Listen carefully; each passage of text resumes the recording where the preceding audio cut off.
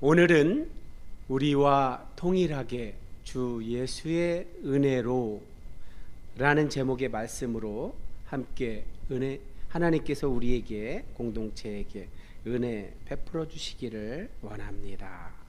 아멘. 한 주간도 평안하셨습니까?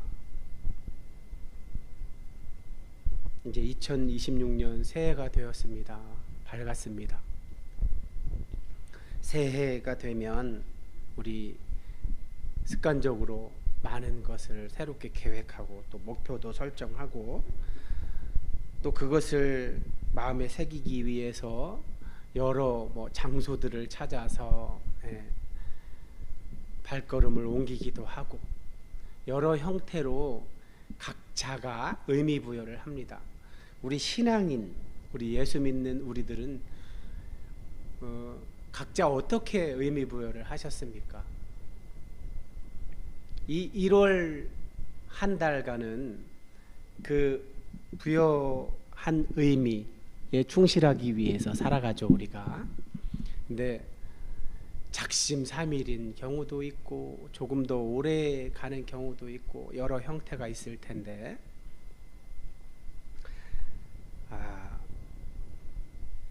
저의 경우에는 무뎌진 것인지 아니면 그런 것에 의미를 부여하는 것이 뭐가 그렇게 중요한가, 또 의미 부여하고 과연 그것이 얼마나 지속 가능한가, 이런 것들을 생각하면 참 오히려 무의미하게 여겨지기도 하는데, 제가 얼마 전에 중요한 걸 하나 깨달은 바가 있어서 여러분과 함께 나누고 오늘 말씀 시작하겠습니다.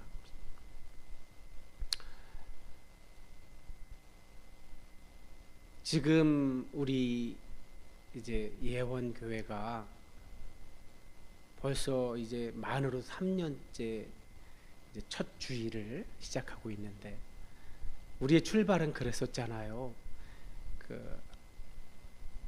오늘날 우리 예수 믿는 자의 모습, 신앙인의 모습이 정말 성경이 우리에게 가르쳐 주신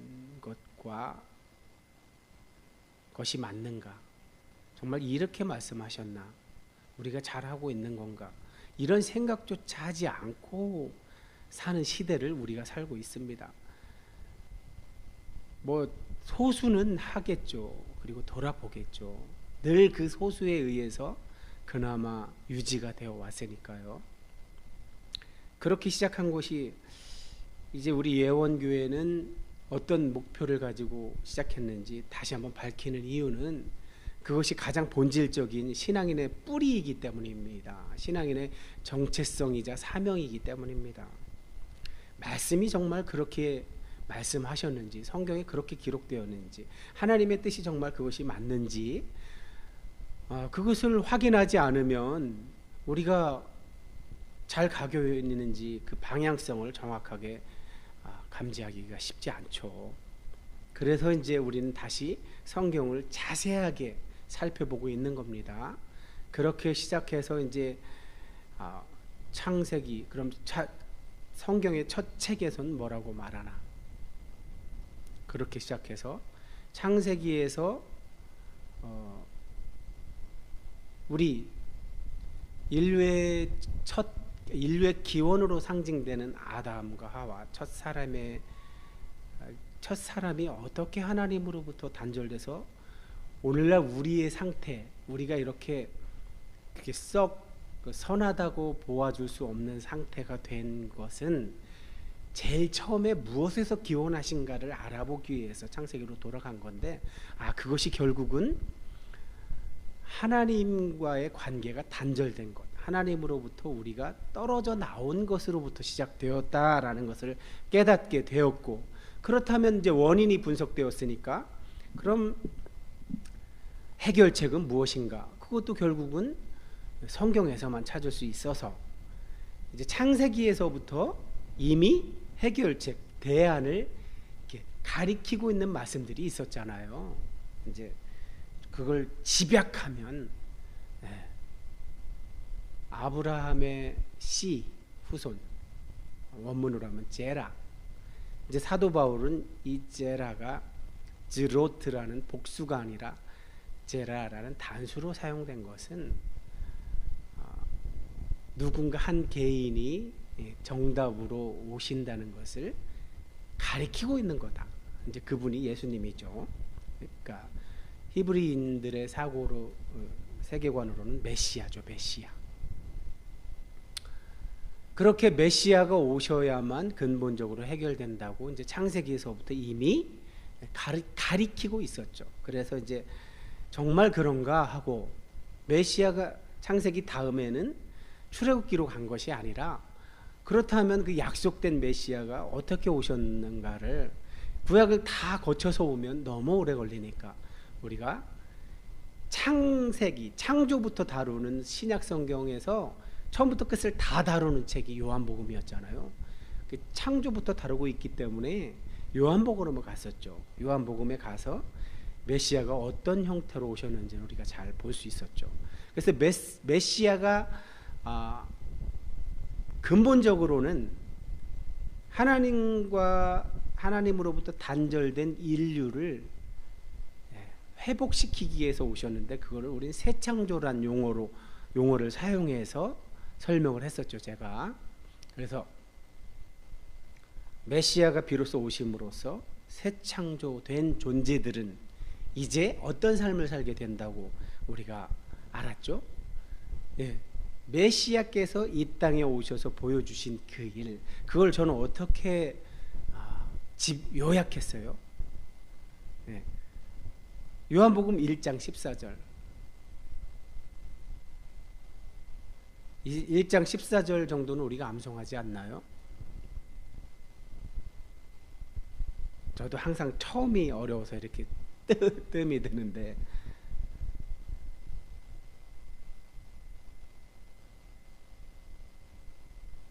말씀이 육신이 되어 우리 가운데 거하시매 우리가 그의 영광을 보니 아버지의 독생자의 영광이요 은혜와 진리가 충만하더라.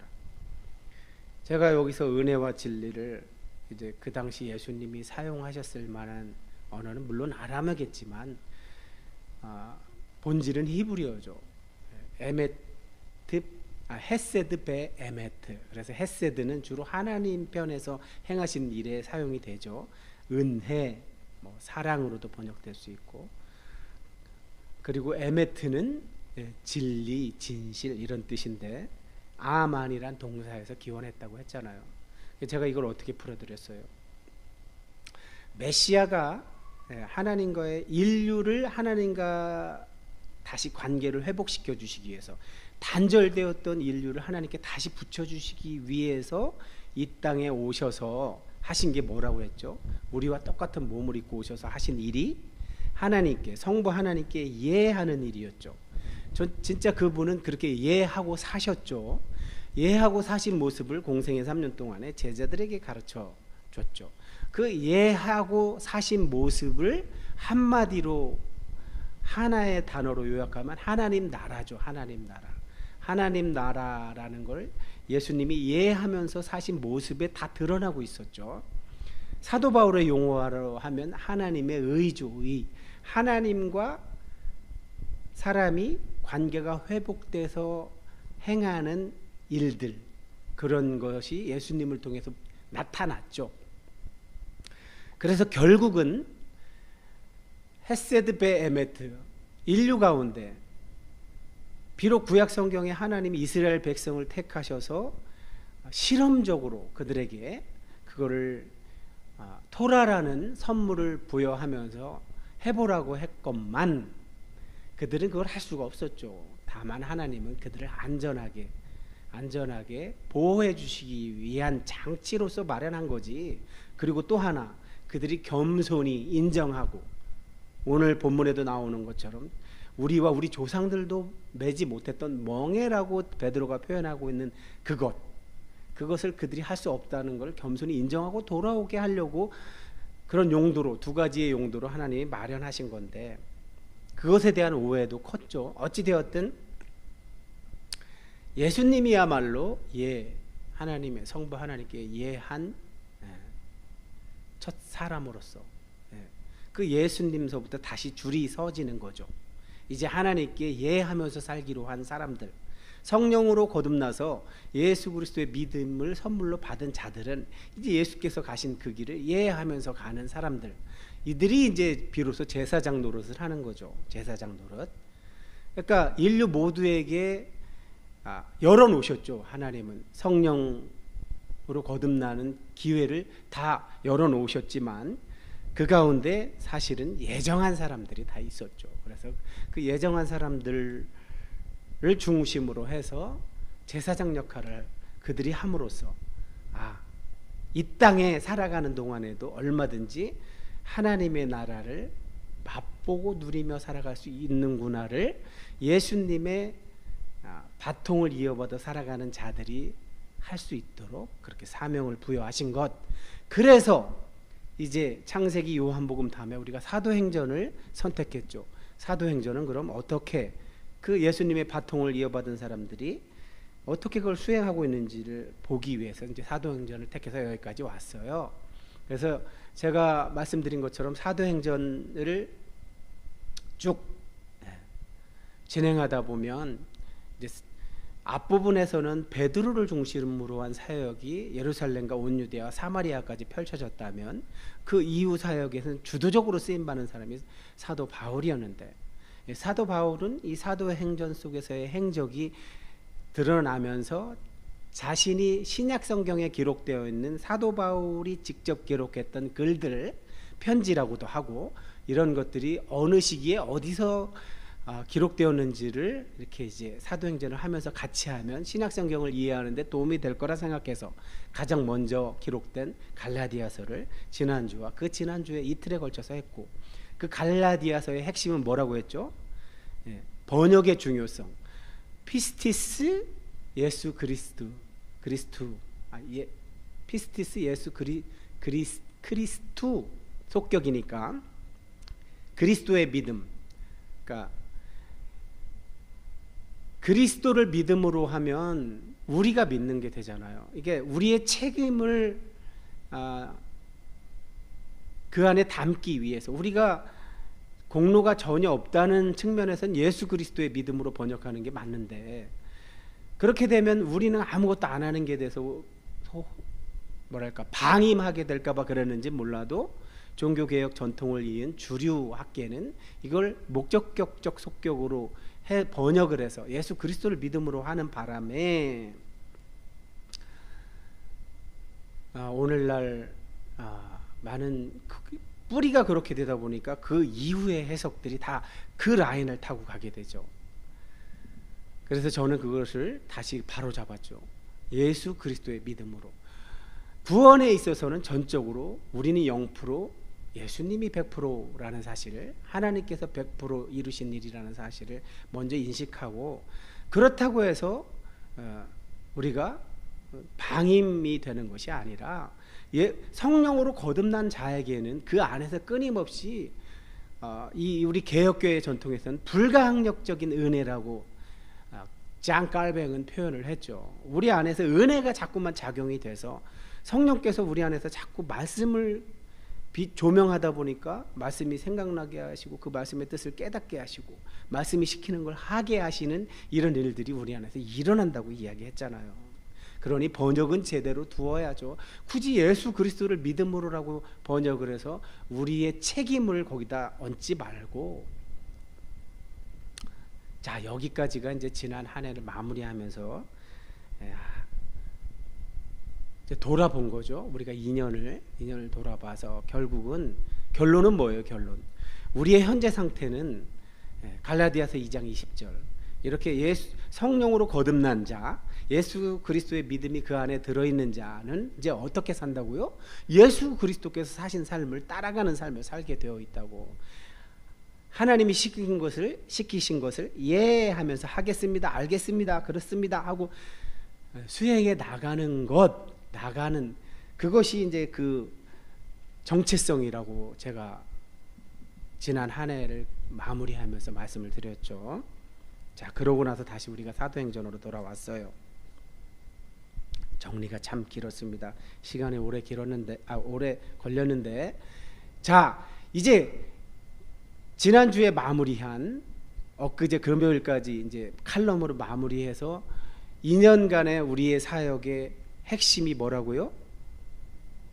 성령으로 거듭나서 예수의 믿음이 들어와서 그분이 살아주시는 사람들은 이제 자기 삶을, 자기 첨단 과학기술 문명이 제공하는 쾌락에 빠져서 그것을 탐닉하며 도파민 중독에 걸려서 사는 것이 아니라 내 안에서 끊임없이 말씀이 생각나게 하고 말씀이 깨달아지고 말씀이 시키는 것을 하게 하는 힘이 작용하는 대로 거기에 순종해서 예수님이 하신 것처럼 하나님께 아멘 하면서 하나님이 시키신 일을 수행해 나가면서 사는 사람으로 그렇게 살기 시작한 사람들은 이제 어떻게 사는지가 우리가 이제 사도행전을 통해서 앞으로 계속 보면서 갈 거잖아요. 거기서 교훈을 받아서 우리도 그 삶을 살라고 이제 오늘 다시 한번 새롭게 사도행전 15장으로 돌아와서 오늘 시작하는 말씀입니다. 어떤 사람들이 유대로부터 내려와서 형제들을 가르쳤다고 합니다. 가르쳤는데 어떻게 가르쳤냐면 너희가 모세의 법대로 할례를 받지 아니하면 능히 구원을 받지 못하리라. 저 말을 또 했어요. 누군가가 아마도 이제 어떤 그 바울이 그렇게 갈라디아서에 목을 놓아 외쳤던 그 대적자들에게 넘어가지 말라고 갈라디아 교회 성도들에게 목 놓아 외쳤을 때 그 대적자들이 저런 형태로 많이 공격을 해왔죠. 이제 안디옥 교회가 잘 십자가 복음으로 잘 성장하고 있는데 와서 또 방해를 놓는 거예요. 대체 할례가 뭐라고? 할례로 구원받는 게 아닌데 그 하나님께서 아브라함에게 상징적으로 선물하신 건데 그걸 갖고 저렇게 구원의 표지로 삼아서 저렇게 선동을 합니다. 그러니까 바울과 바나바는 화가 날 수밖에 없죠. 그러니까 다투고 변론이 일어나죠. 그래서 이제 이 안디옥 교회도 이제 상당히 많이 규모가 커졌잖아요. 저런 일이 생기면 감정적으로 대처하는 게 아니라 이제 대책을 논의한 끝에 바울과 바나바하고 몇 사람을 예루살렘에 이제 모교회가 있는 예루살렘엔 공회가 또 있고 해서 사도와 장로들에게 이제 그쪽에 있는 리더 그룹에 보내기로 작정을 했대요. 그래서 이제 교회가 전송을 했죠. 그들을 베니게와 사마리아. 자, 안디옥이라는 것은 저 지도의 상단이죠. 상단. 시리아 지방에 있는 안디옥. 안디옥이란 지명이 여러 개가 있는데 그 중에서 시리아 지역에 당시 로마 제국 내에서 규모가 세 번째로 큰 도시. 많은 사람이 저곳에 거주하면서 또 다녀간 사람들도 많고 해서 복음 전파에 상당히 유리했던 그런 곳이었는데 거기서 바울과 바나바가 열심히 사역을 한 끝에 교회가 엄청나게 부흥 성장을 했고 바울과 바나바는 이미 1차 선교 여행을 다녀온 후였죠. 그렇죠? 갈라디아 교회 개척해놓고 거기에 편지까지 보낸 상황에서 또 이런 일이 생기자 십자가 복음을 방해하는 세력들이 생기자 이걸 근본적으로 해결하려고 저렇게 지도상으로 보면 베니게 사마리아라고 돼 있죠. 베니게는 오늘날의 레바논 지방을 얘기해요. 그 당시에 이제 유력한 도시들이 우리가 잘 아는 두로와 시돈이겠죠. 두로와 시돈을 거쳐서 사마리아. 이제 복음이 예루살렘과 온 유대와 사마리아 땅끝까지 이르러 전파되고 있다가 지금 열매를 안디옥 교회에서 맺었는데 땅끝까지 이르는 데 있어서 전초기지로 사용됐던 거기서 다시 이제 어떤 이건 그냥 넘어갈 일이 아니라 뭔가 정돈을 해서 구조화해야 되겠다 하고 예루살렘으로 오는 장면이에요. 오면서 저 지방들 아까 그 베니게와 사마리아 지방에 오면서 이제 이방인들이 어떻게 복음을 수용했는지를 말했더니 형제들이 다 크게 기쁘게 여겼다고 하잖아요. 저 때는 정말 교회가 하나 될 수 있었던 거죠. 아까 얘기했던 바울의 대적자들 빼놓고는. 자, 예루살렘에 이르러서 교회와 사도와 장로들에게 영접을 받고 하나님께서 어떻게 바로 저런 태도죠. 선교지에서 선교지에서 쓰임 받은 사람들은 결코 자기가 했다 소리를 할 수가 없어요. 왜? 자기 능력 실력으로는 택도 없으니까. 하나님이 하신 게 맞으니까 저렇게 말할 수밖에 없는 거겠죠. 자, 예루살렘에 도착하자 또 바리새파 중에 어떤 믿는 사람들이 일어나서 말했대요. 바리새파는 아주 이런 열심 중에 열심인 사람들이죠. 어떤 성경을 많이 읽기도 하고 기도도 많이 하고 가르치기도 많이 하는 사람들, 소위 말해서 경건하게 산다고 자부했던 사람들이 또 일어나서 이방인에게 할례를 행하고 모세의 율법을 지키라 명하는 것이, 그들도 하라고 하는 게 맞다, 그렇게 지금 또 하고 있는 거예요. 제가 저 부분에 대해서는 반복하지 않을게요. 다만 저기서 말하는 할례 저런 걸로는 구원의 표지를, 하나님의 뜻을 다 담을 수도 없는데 그까짓 하나 지엽적인 걸 갖다 두고서 하게 하는, 그리고 저기서 모세의 율법 토라를 지키라 명하는 것이 맞다. 말은 저렇게 하면서 자기들도 613가지에 해당하는 거 토라를 지키지 않았잖아요. 일부만 지켜놓고서 눈에 띄는 것, 생생나는 것만 하고서 그것을 구원의 표지로 삼아서 저렇게 말을 하는 거니까 얼마나 위선적이에요. 그죠? 자, 사도와 장로들이 이제 이런 다툼이 일어나니까 이제 또 논의를 했대요. 안디옥 교회에서 그랬던 것처럼 모교회에서도 또 이런 일이 일어난 거죠. 이럴 때 역시 베드로가 그 당시 리더 그룹 중에서도 리더잖아요. 일어나서 말을 했대요. 형제들아, 너희도 알지 않느냐? 하나님이 이방인들로 내 입에서 복음의 말씀을 들어 믿게 하시려고 오래전부터 너희 가운데서 나를 택하시고, 오래전부터가 맞죠. 지금 저 시대는 언제냐면 저 역사 기록에도 있어요. 49년 AD 49년이에요. 그러면 베드로가 저 이방인들한테 복음을 전했을 때 그들이 그 복음을 받아들이고 성령 받은 사건이 고넬료 때잖아요. 그때는 벌써 몇 년이나 된 거예요. 벌써, 그죠? 33년에서 35년 사이에 우리가 사도 바울이 회심했다고 보는 거잖아요. 그러면 사도 바울의 회심 사건과 베드로와 고넬료 사건이 거의 비슷한 시기에 일어났다고 봤을 때 벌써 몇 년이 지난 거예요. 벌써 꽤 된 거죠. 15년, 13년에서 15년은 된 거잖아요. 그 오래전 일이지만 워낙 강력해서 베드로가 기억하고 있고, 또 바울에게 책망받은 그런 기억도 있기 때문에 자신 있게 말씀을 할 수가 있었죠. 그러면서 그의 핵심은 뭐예요? 그가 말하는 핵심은 우리의 마음을 속속들이 잘 아는 하나님이 우리에게 하셨던 것처럼, 우리에게 은혜 베풀어 주신 것처럼, 역사하셨던 것처럼, 성령으로 역사하셨던 것처럼 이방인들에게도 역사하셔서 성령을 주어서 성령 그들이 증언하게 하셨다는 거잖아요. 자, 믿음으로 그들의 마음을 깨끗하게 해서 그들이나 우리나 차별하지 않았다는 거예요. 이제 이상한 걸 가지고 뭐 아브라함의 자손, 혈통 이런 걸로 자꾸 내세우지 말고, 하나님은 그런 걸로 차별하시는 분이 아니다. 니네가 자꾸만 그걸 이방인들에게 성령이 임하고 그런 건 하나님이 허용했다는 건데, 하나님이 허락했다는 건데, 그걸 수용하지 않으면 니네가 하나님을 대적하겠다는 얘기냐? 그러면서 저렇게 중요한 말을 해요. 우리 조상과 우리도 매지 못하던 멍에가 뭐예요? 그 율법이잖아요. 토라 안에 들어있는 613가지 규정, 이걸 해라, 이걸 하지 말아라. 언젠가 말씀드렸죠. 365가지의 해라와 248가지 하지 마라. 거기 바뀌었나? 어찌되었든 이 두 가지 형태, 해라 하지 말라는 규정들, 그거를 어떻게 우리가 다 지켰냐? 아니, 그런 거 다 따지지 말고 10계명에 있는 제 10계명, 9계명, 10계명만 가지고 해도 우리가 그거 지킬 수나 있었냐? 내 이웃의 소유를 탐내지 말라. 그 가능하냐? 불가능하지 않느냐? 자꾸 그 불가능한 걸 하라고 해서 왜 멍에를 지우느냐, 짐을 지우느냐 하면서 베드로의 결론, 우리는 그들이 우리와 똑같이 예수님의 은혜로 구원받는 줄 믿는다. 맞잖아요. 예수께서 아멘 하신 일 때문에 구원받은 거잖아요. 제가 앞에서 쭉 정리해 드렸잖아요. 자, 여러분, 제가 한번 정돈된 언어로 정리를 해보려고 합니다. 아까 제가 서론에서 지난 주일까지 2년간 우리가 추구해온 것들, 그것의 핵심을 요약해드렸고 이제 앞으로 나아갈 방향을 말씀드렸는데 그것을 정돈해서 한번 지금 말씀드려보려고 해요.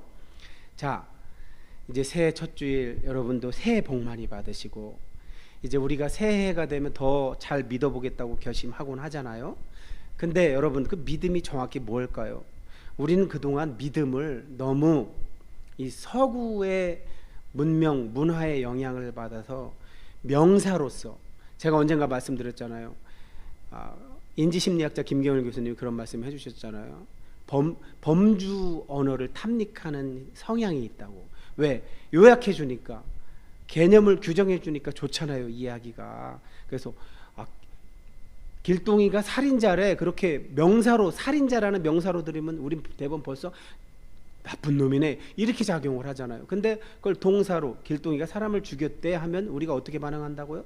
왜 그랬대 이렇게 반응하듯이 우리가 너무 명사, 추상화, 관념화하려는 태도, 그런 루틴을 과감하게 버리고 이제는 이제 동사적인 믿음, 믿는다는 것이 무엇인지를 우리의 삶에서 싸워가면서 헤쳐나가는 데 사용하라고. 머릿속으로만 뭐 어떻게 설교자가 됐고 성경 공부해서 딱 정돈해 준 걸 그냥 쏙 갖다가 정보만 취하는, 그래서 마음의 평안을 얻는 그런 거였다면 이제는 그게 아니라는 거죠. 머리는 사랑해야 된다고 믿는데 몸은 여전히 사랑보다는 미워하고 시기하고, 생각은 은혜라고 말해놓고 삶은 내 자랑하고 있고 자기의만 가득 차서, 이것은 믿음과 행위가 분리된 무기력한 신앙이라는 겁니다.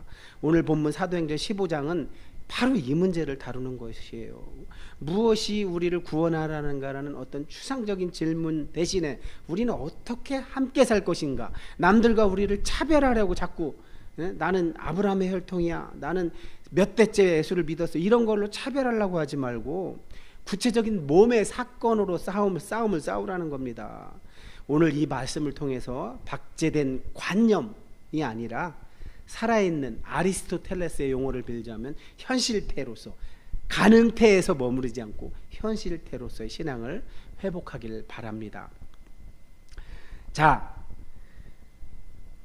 그것이야말로 신앙을 명사화하고 관념화하는 데서 벗어나서 구원에 있어서는 적어도 하나님 편에서 우리한테 100% 은혜로 주어진 것이니까 이제부터는, 그 뜻은 뭐라고요? 하나님과의 관계가 회복됐으니까 이제는 하나님과의 관계 속에서 하나님이 시키는 걸 할 수 있는 그런 준비된 사람들이란 뜻이잖아요. 그랬으니 이제 하나님과 동행하면서 하나님이 우리에게 원하시는 걸 할 수 있는 상태가 되었다는 거예요. 할례라는 어떤 그런 것, 표지, 그런 것 때문에 그런 걸 조건으로 두어서 구원받는 게 아니라는 거죠. 그러니까 지금 오늘 본문에 있는 그 바울의 대적자, 그들의 실수는 뭐예요? 구원이라는 아주 하나님의 크신 사건을 할례라는 작은 명사 안에 가두려고 했던 거죠. 왜 그랬을까요? 그들은 무슨 심리로 그런 걸 할까요? 그렇게 해야만 하기 쉽고 눈에 보이고 내 공로를 증명하기 편하기 때문이에요. 오늘날 교회가 하는 것처럼 주일 성수, 뭐 11조, 뭐 이런 딱 눈에 잘 띄고 정해진 틀을 만들어 놓고 그것만 하면 잘하는 것처럼 증명하기에 좋으니까. 하지만 바울과 바나바는 그게 아니라고. 왜? 경험해 보니까 그게 아니었다는 것을. 그렇게 하는 것이 하나님이 일하시는 동사적인 형태, 동사적 사건을 가로막기 때문이죠. 우리 안에 얼마나 이런 모습이 많습니까? 내가 이만큼 봉사했으니까, 내가 헌금을 이렇게 많이 했으니까, 이런 어떤 명사적인 조건들, 이게 우리와 하나님이 살아있는 관계로 해야 될 일들을 못하게 막고 있는 거죠. 자, 베드로의 항변, 논리의 핵심은 뭡니까? 자신이 경험한 걸 쏟아놓고 있잖아요. 동사적인 그런 경험들을, 실제 일어난 성령의 임재 사건을 가지고 하잖아요. 우리에게, 그러니까 베드로한테 베풀어 주신 은혜나 고넬료 집안에 베풀어 주신 은혜나 차별이 없다는 것을 베드로가 깨달은 거죠. 그러니까 베드로가 깨달은 것의 핵심은 뭐예요? 구원은 어떤 조건이 아니었다는 거예요. 사람이 어떤 조건을 갖췄기 때문이 아니라 하나님이 먼저 사람에게 다가오셔서 그들을 정결케 하시는 거. 그걸 성령의 임재가 바로 정결하게 하는 사건이죠. 제게 2006년 2월 27일 정오에 있었던 그 사건처럼 정결하게 하시는 사건을 하나님 편에서 강제적으로, 불가항력적으로 하나님 편에서 행하시는 거죠.